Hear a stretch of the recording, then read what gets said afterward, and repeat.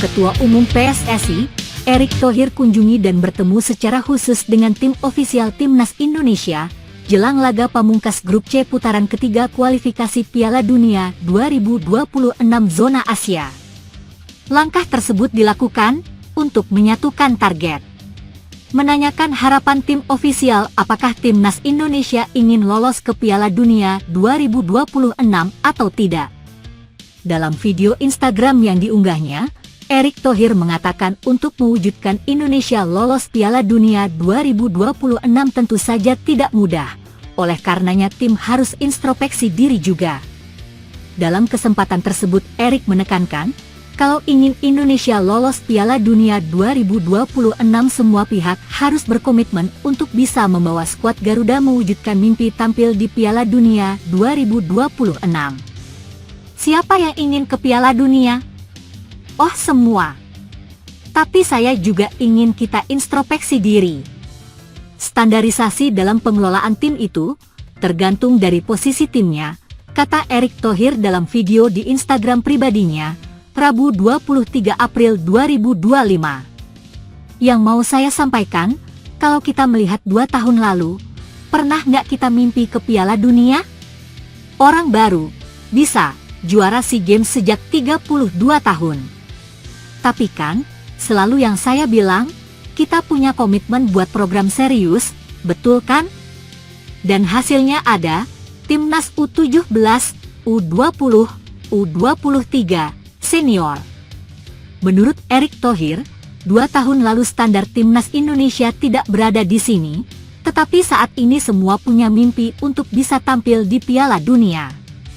Erick menilai bahwa saat ini standar Indonesia berbeda, sehingga memiliki mimpi untuk bisa tampil di Piala Dunia 2026. Oleh karena itu, Erick berharap semua pihak bekerja sama untuk bisa terus membuat skuad Garuda mewujudkannya. Mimpi kita belum sampai sini juga. Artinya apa? Karena kita punya mimpi besar dan standar kita berbeda. Yang salah siapa? Nggak usah salah-salahan. Salah kita semua siapa yang suruh mimpinya Piala Dunia, kata Erick. Artinya apa? Kita mau setback atau kita mau moving forward? Kalau kita sebagai manusia tidak beradaptasi dengan perubahan, itu kegagalan. Kita introspeksi, kita mau moving forward. Lebih lanjut, orang nomor 1 di PSSI itu mengatakan bahwa dalam pertemuan dengan tim ofisial Timnas Indonesia ini ia menyamakan target semuanya. Ia ingin memastikan semua tim ofisial memiliki target yang sama agar bisa membawa tim merah putih tampil maksimal dalam 2 laga sisa melawan Cina dan Jepang nantinya. Bertemu dengan tim ofisial Timnas Indonesia untuk menyamakan target kita bisa membawa Garuda menembus Piala Dunia, jelas Erick Thohir. Saya mendengarkan masukan dan memastikan seluruh ofisial solid serta memiliki standar yang tinggi untuk mengawal Timnas Indonesia yang akan bertanding melawan Cina dan Jepang pada kualifikasi Piala Dunia 2026, ucapnya. Erick juga mengatakan bahwa tim ofisial inilah yang bakal membantu Timnas Indonesia. Untuk itu, Erick juga mendengarkan segala masukan dari tim ofisial agar nantinya bisa membantu skuad Garuda meraih hasil maksimal dalam 2 laga sisa nanti. Mereka adalah bagian penting untuk mendukung kebutuhan pemain dan pelatih yang akan berjuang untuk membawa merah putih, tuturnya. Dengan kerjasama yang kompak dan komunikasi yang baik akan menjadi dukungan agar Timnas Indonesia bisa tampil maksimal di kualifikasi Piala Dunia.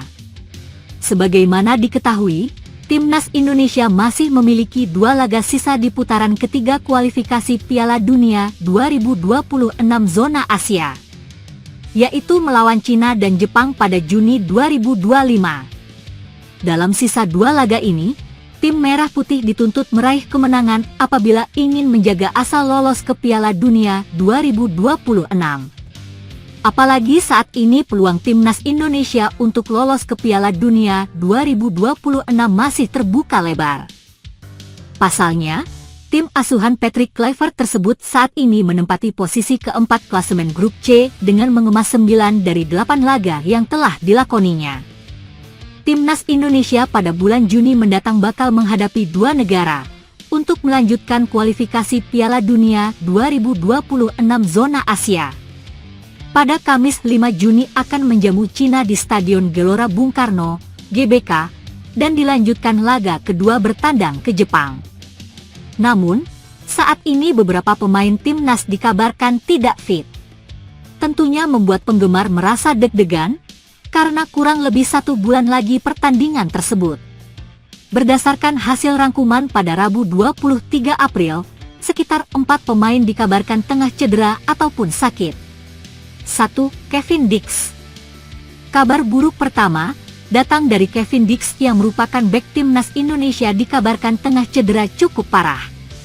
Tentunya ini kabar tak mengenakan jelang pertandingan melawan Cina dan Jepang pada Juni 2025.